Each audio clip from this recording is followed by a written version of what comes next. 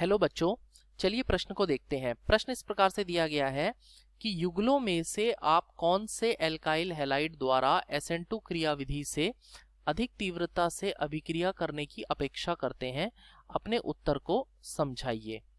तो इस प्रश्न में हमको दो एल्काइल हैलाइड दिए हुए हैं। ये है CH3 CH2 CH2 CH2 Br और दूसरा एल्काइल हैलाइड दिया है CH3 CH2 CH CH3 Br। तो हमसे पूछा गया है कि आप बताइए कि इन दोनों एल्काइल हैलाइडों में से कौन सा एल्काइल हैलाइड SN2 क्रियाविधि को सबसे तीव्रता से करेगा। तो देखिए बच्चों, इस अभिक्रिया की इस प्रश्न की जो मुख्य अवधारणा है वो है SN2 की क्रियाविधि। तो आपको SN2 सब्स्टिट्यूशन न्यूक्लियोफिलिक कहते हैं, या हिंदी में हम कहते हैं प्रतिस्थापन अभिक्रिया, और बाइमोलिक्यूलर यानी कि द्विअणुक। तो SN2 अभिक्रिया की क्रियाविधि आपको आनी चाहिए। यदि आपको क्रियाविधि पता होगी तो आप बहुत आसानी से बता सकते हैं कि इनमें से कौन सा तीव्रता से अभिक्रिया करेगा। तो देखिए, आपको ये पता होना चाहिए कि SN2 में होता क्या है। SN2 में हमारे पास एक एल्काइल हैलाइड है जिसको हम RX से दिखा देते हैं। R हमारा एल्किल ग्रुप है, एल्किल समूह है, और जो X है वो हमारा यहाँ पे हैलोजन है। अब क्या होगा, इस अभिक्रिया में SN2 अभिक्रिया में एक आएगा न्यूक्लियोफाइल। न्यूक्लियोफाइल को हम कहेंगे नाभिक स्नेही। तो एक न्यूक्लियोफाइल आएगा जो आकर के हैलोजन को अपनी जगह से हटाएगा। ये हैलोजन हटेगा अपने इलेक्ट्रॉन्स को लेकर के, और न्यूक्लियोफाइल जो नाभिक स्नेही है वो इस हैलोजन की जगह पे जुड़ जाएगा और प्रतिस्थापित उत्पाद यहाँ पर हमको बनता है और हैलोजन जो है यहाँ से अलग हो जाता है। तो इस अभिक्रिया, जब ये अभिक्रिया SN2 क्रियाविधि से चलती है, SN2 का अर्थ होता है सब्स्टिट्यूशन न्यूक्लियोफिलिक बाइमोलिक्यूलर, हिंदी में बोले तो नाभिकीय प्रतिस्थापन अभिक्रिया द्विअणुक। तो इसमें क्या होता है, जो एल्काइल हैलाइड होता है वो अलग अलग एल्काइल हैलाइड अलग अलग तीव्रता से अभिक्रिया करते हैं।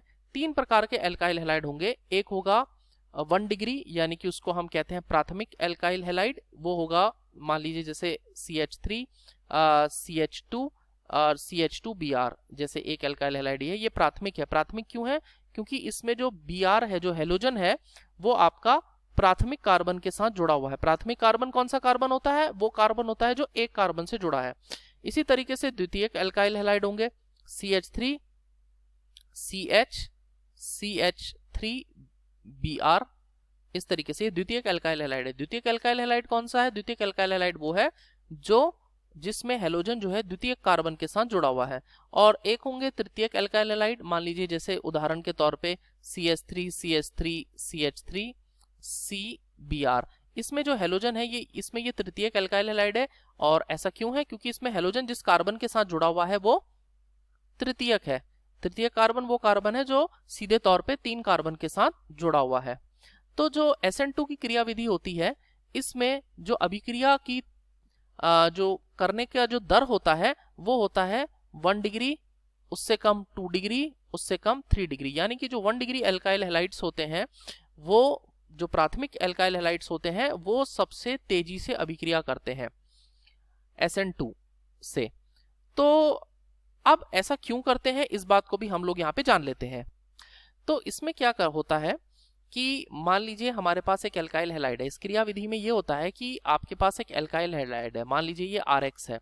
तो इसमें जो नाभिक स्नेही होता है, न्यूक्लियोफाइल जो होता है, वो एल्काइल हैलाइड पर पीछे की तरफ से अभिक्रिया करता है, और X जो है, जो हैलोजन है, वो यहाँ से इलेक्ट्रॉन लेकर के जाता है और एक स्थिति बनती है, ट्रांजिशन स्टेट जिसको हम कहते हैं, वो स्थिति बनती है जिसमें न्यूक्लियोफाइल एल्काइल समूह के साथ जुड़ रहा होता है और हैलोजन उससे अलग हो रहा होता है, और उसके बाद हैलोजन अलग हो जाता है और जो न्यूक्लियोफाइल है, जो नाभिक स्नेही है, वो यहाँ पर हैलोजन के एल्काइल के साथ जुड़ जाता है और हैलोजन अपना इलेक्ट्रॉन लेकर के अलग हो जाता है। अब चूंकि यहाँ पर इसको पीछे की तरफ से जुड़ना है, तो हमें ये चाहिए कि ये जो कार्बन है, इसके साथ जितने भी समूह जुड़े हुए हों, वो उनका आकार, उनका साइज, आकार जो है वो बहुत ही कम हो। अगर ये प्राथमिक होगा तो ये कार्बन मात्र एक ही कार्बन के साथ जुड़ा रहेगा और यहाँ पर इस पर जो आकार है इसका कम होगा और न्यूक्लियोफाइल को पीछे से आक्रमण करने में, अटैक करने में आसानी होगी। अगर ये तृतीयक होगा तो आप ये समझिएगा कि इस कार्बन के पास 3 कार्बन जुड़े हुए हैं और इसलिए न्यूक्लियोफाइल को यहां से अटैक करने में ज्यादा दिक्कत आएगी। तो इसीलिए जितना ज्यादा आकार बड़ा होता है, जितना ज्यादा आकार बड़ा होता है न्यूक्लियोफाइल को ये अभिक्रिया करने में उतनी ही दिक्कत आती है।